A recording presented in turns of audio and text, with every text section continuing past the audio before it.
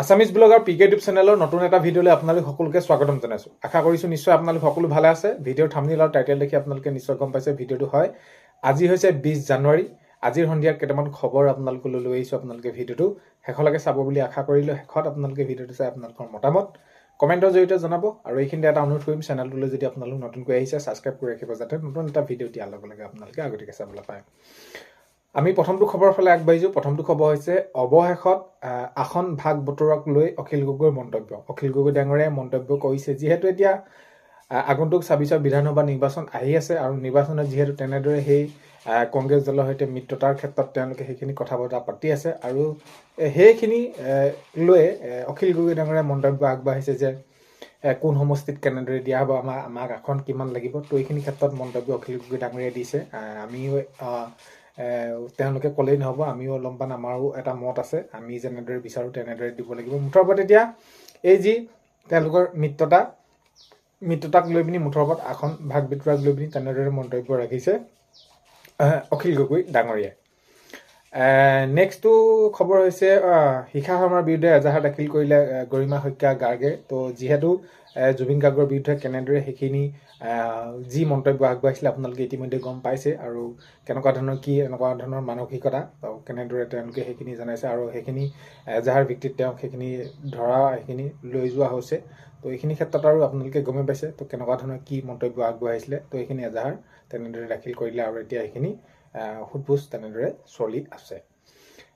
নেক্সটটো খবৰ হৈছে উন্নয়ন দেখি গৌৰৱ গগৈ মানে কি হৈছে নটবল ঢিলা হৈ গৈছে বুলি তেনেদৰে সচেতন জনতাই তেনেদৰে কৈছে। যিহেতু এতিয়া প্ৰধানমন্ত্ৰী ডাঙৰীয়া আহিছিলে আৰু কাজিৰঙাৰ এলিভেটেড কৰিডৰ হওক বা যিসমূহ তেনেদৰে এতিয়া শুভাৰম্ভ কৰিছে, উদ্বোধন কৰিছে কামবিলাক, তো সেইবিলাকক লৈ গৌৰৱ গগৈ ডাঙৰীয়াই অলপমান তেনেদৰে যে এইবিলাক কাম কৰিছে এইবিলাকৰ পৰা কি ক্ষতি হ'ব, একো নহয়, লাভৱান নহয় সাধাৰণ জনসাধাৰণ, তেনেদৰে সেইখিনি কথা কোৱা দেখা গৈছিল। আপোনালোকে নিশ্চয় গম পাইছে। আৰু ইয়াক লৈ তো এতিয়া সচেতন যিসকল জনতা আছে তেওঁলোকে কৈছে যে উন্নয়ন দেখি গৌৰৱ গগৈ নটবল ঢিলা হৈ গৈছে। তো যিবিলাক উন্নয়ন দেখিছে তেওঁ সেইখিনি ৰ'ব পৰা নাই, যিহেতু এই ইমান বছৰে তেওঁলোকে একো কৰিব নোৱাৰিলে। এইখিনি ক্ষেত্ৰত তেনেদৰে মন্তব্য ৰাখিছে সেই সচেতন জনতাসকলে।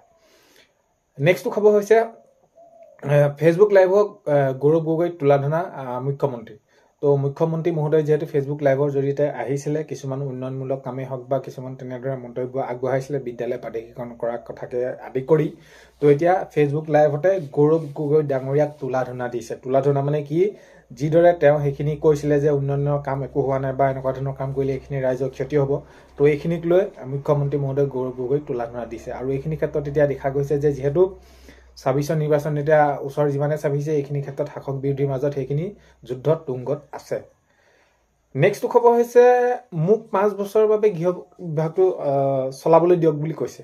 তো হয়, মোক 5 বছৰৰ বাবে যদি চলাবলৈ দিয়ে তেনেহ'লে মই সকলোৱে এইখিনি যি তেনেদৰে ভয় কৰি আছে মিয়াসকলক লৈ বা আমাৰ যি তেনেদৰে এইখিনি এটা খেলি মেলি সৃষ্টি হৈছে, সকলোখিনি তেনেদৰে সেইখিনি ক্ষেত্ৰত আৰু জনাইছে সকলোৱে মিলা মিছা কৰিম বা এনেকুৱা ধৰণৰ মিয়াক মই ভয়মুক্ত অসম উপহাৰ দিম বুলি এনেদৰে জনাইছে। তো মোক 5 বছৰ দিবলৈ কৈছে। তো এনেদৰে মন্তব্য আগবঢ়াইছে অখিল গগৈ ডাঙৰীয়া। অখিল গগৈ ডাঙৰীয়াই কৈছে যে মোক গৃহ বিভাগটো 5 বছৰ চলাবলৈ দিয়ক, মিয়াক মই ভয়মুক্ত অসম উপহাৰ দিম, এনেদৰে অখিল গগৈ ডাঙৰীয়াই মন্তব্য ৰাখিছে, অৰ্থাৎ সেইখিনি তেনেদৰে কৈছে।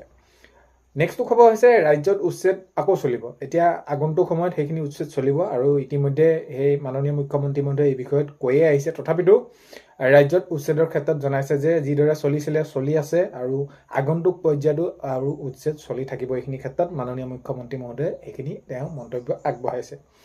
নেক্সটটো খবৰ হৈছে কাৰ্বি আংলঙৰ বকলীয়াঘাটত সৰ্ববৃহৎ উচ্ছেদ। তো যিহেতু মাননীয় মুখ্যমন্ত্ৰী মহোদয়ে তেনেদৰে জনাইছে উচ্ছেদক লৈ, আৰু এতিয়া আজি দেখা গৈছে যে কাৰ্বি আংলঙৰ বকলীয়াঘাটত সৰ্ববৃহৎ উচ্ছেদ তেনেদৰে চলি আছে। তো মাননীয় মুখ্যমন্ত্ৰী মহোদয়ে এইটোও কৈছে যে যেতিয়ালৈকে চৰকাৰী মাটিসমূহ বেদখল মুক্ত কৰা নহয় তেতিয়ালৈকে এইখিনি উচ্ছেদ চলিয়ে থাকিব, মুঠৰ ওপৰত উচ্ছেদ চলাই নিয়া হ'বই, সেইখিনি ক্ষেত্ৰত কোনো ধৰণৰ আমি ক্ষান্ত নাথাকোঁ, এনেদৰে সেইখিনি জনাইছে।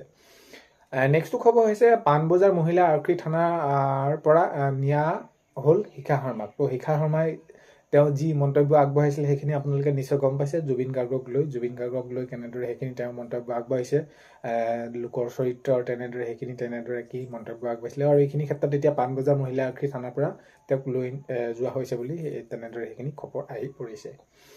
নেক্সটটো খবৰ হৈছে গণেশপাৰাত চাঞ্চল্যকৰ ডকাইতি যিহেতু এতিয়া গণেশপাৰাত যেনেকুৱা ধৰণৰ এই যিটো এতিয়া ডকাইতি কাণ্ড হৈ গ'ল আৰু ডকাইতি যিদৰে কাণ্ড সেইখিনি কৰিলে আৰু সেইখিনি সময়ত ভুক্তভোগী পত্নীৰ বিতং বিৱৰণ কৰিছে কিদৰে তেনেদৰে সংঘটিত হ'বলৈ পালে ডকাইতি আৰু এতিয়া দিনক দিনে এনেকুৱা ধৰণৰ হৈ পৰিছে চোৰ হওক ডকাইত হওক এই হিংসাত্মক ঘটনাবোৰ খুব সঘনাই হ'বলৈ ধৰিছে চ' সেইবাবে আপোনালোকে এইখিনিৰ ওপৰত অলপমান সাৱধানে থকাটো ভাল হ'ব সাৱধানে আপোনালোকে থাকিব আৰু এতিয়া যি হৈ গ'ল এইটো ঘটনা গণেশপাৰাটো চাঞ্চল্যকৰ ডকাইতিৰ সন্দৰ্ভত ভুক্তভোগী পত্নীৰ সেইখিনি বিতং বিৱৰণ তেনেদৰে সেইখিনি কৰিছে নেক্সট খবৰ হৈছে মানসিক বিকাৰগ্ৰস্ত মানুহে ৰাষ্ট্ৰীয় ঘাইপথ এলিভেটেড কৰিডৰ সেইখিনি নিৰ্মাণৰ বিৰোধিতা কৰে বুলি সেইখিনি জনাইছে তো সচেতন ৰাইজে তেনেদৰে জনাইছে যিহেতু গৌৰৱ গগৈ ডাঙৰীয়া এইখিনি বিৰোধিতা কৰিছিলে আৰু সেই উদ্দেশ্যেৰে এতিয়া সচেতন ৰাইজে তেনেদৰে জাঙুৰ খাই উঠিছে আৰু এই যি ৰাষ্ট্ৰীয় ঘাইপথ হওক এলিভেটেড কৰিডৰ হওক এই যিসমূহ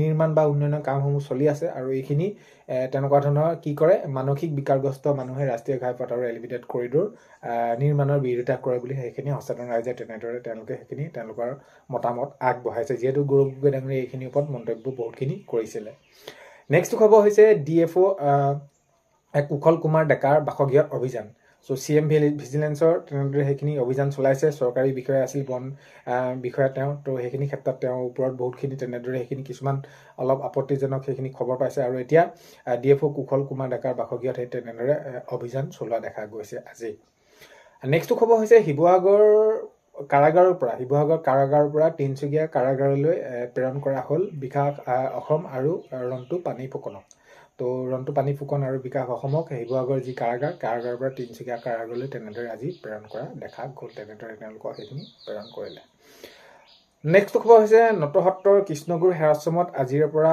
এক নাম অখণ্ড কীৰ্তন তো আজি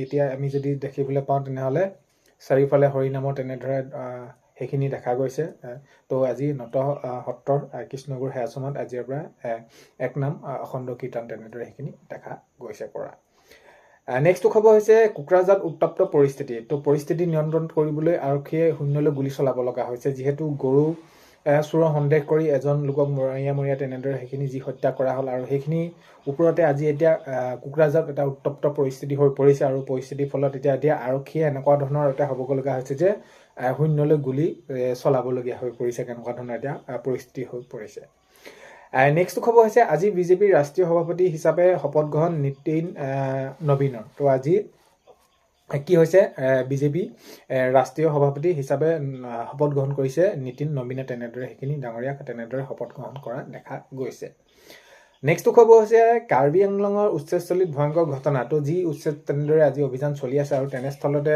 নিজৰ ঘৰৰে ৱাল তেনেদৰে পৰি পিনি এজনৰ ভৰিত দুখ পাইছে গুৰুতৰভাৱে তেনেদৰে দুখ পালে আৰু সেইখিনি ক্ষেত্ৰত চিকিৎসাধীন তেনেদৰে হৈ আছে আৰু সেইখিনি দেখা গৈছে নেক্সট খবৰ হৈছে জুবিন গাৰ্গৰ ৰহস্যজনক মৃত্যু আজি প্ৰায় এইখিনি আমি যদি দেখা যাওঁ 4 মাহ হৈ গৈছে তো বহুতে এটা দুখ লগা বিষয় কেতিয়াকৈ ন্যায় পাব কি হ'ব ন্যায় পোৱাটো সকলোৱে সোনকালে বিচাৰি আছে আৰু আগন্তুক সময়ত দেখা যাওক কেনেদৰে কি হয় মুঠৰ ওপৰত জুবিন গাৰ্গে সোনকালে ন্যায় পাব লাগে আৰু এইখিনি ক্ষেত্ৰত সকলোৱে সেইটোৱে প্ৰাৰ্থনা কৰি আছে মুঠতে দুখীয়ে উচিত শাস্তি পাব লাগে কিয় কেনেদৰে হ'ল এইখিনি সকলোৱে জানিব লাগিব এনেদৰে তো এইখিনি ক্ষেত্ৰত এতিয়া আমি যদি চাওঁ তেনেহ'লে 4 মাহ পাৰ হৈ গ'ল নেক্সট খবৰ হৈছে ৰঙামাটি টুল গেটত গাড়ী চালক আৰু টুল গেট কৰ্মচাৰীৰ মাজত তৰ্কযুদ্ধ অব্যাহত তো তেনেদৰে টুল গেট যিসকল কৰ্মচাৰী আছে আৰু তেওঁৰ টুল গেট কৰ্মচাৰীৰ সৈতে যিসকল ধৰি লওক চালক আছে তেনেদৰে গাড়ী চালক আছে তেওঁলোকৰ সেইখিনি তৰ্কযুদ্ধত অব্যাহত আছে এইখিনি তো তেনেকুৱা আৰু সেইখিনি টুল গেটত সেইটো দেখাবলৈ পোৱা গৈছে নেক্সট খবৰ হৈছে বৰষম গুহা সংকল্পৰে কংগ্ৰেছৰ ৰেলী যিহেতু এতিয়া আগন্তুক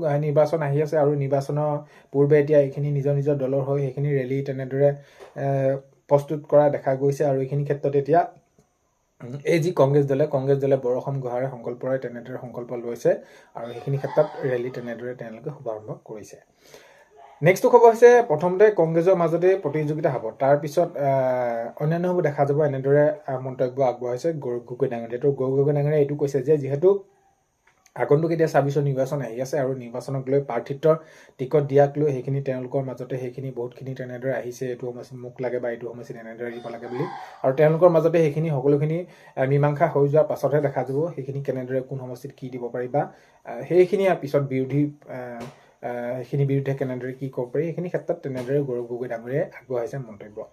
চ' আজি ভিডিঅ'টোত এইখিনি আছিলে। আপোনালোকে ভিডিঅ'টো শেষলৈকে চোৱাৰ বাবে বহুতেই বেছি ধন্যবাদ। ভিডিঅ'ৰ প্ৰথমতে আপোনালোকক কোৱাৰ দৰে চেনেলটোলৈ যদি আপোনালোক নতুনকৈ আহিছে চেনেলটো ছাবস্ক্ৰাইব কৰাৰ লগতে কাষতে থকা বেল আইকনটো প্ৰেছ কৰি অল কৰি থব, যাতে নতুন এটা ভিডিঅ' দিয়াৰ লগে লগে আপোনালোকে আগতীয়াকৈ চাবলৈ পায়। অন্য এটা ভিডিঅ' এটা লগ পোৱাৰ আশাৰে আজিলৈ বাই।